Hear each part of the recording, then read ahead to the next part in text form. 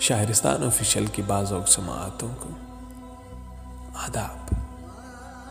जनाब खालिद नदीम शानी फरमाते हैं कि मियाँ दलील नहीं है सनद हमारी है, ये इश्क विश्क तो पल पल की आहो जारी है। ज़रा सी देर रुको हम यकीन तो कर लें, तुम्हारे जाने का सुनकर भी सांस जारी है। भड़कती जाती है हर समत आग सीने में, मेरे ख्याल में उसने क़बा उतारी है।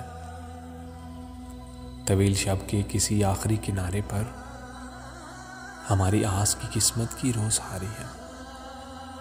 हमें क्या इल्म के नसरी भी नज़्म होती है, हमारा शुगल तो साहिब ग़ज़ल शुमारी है।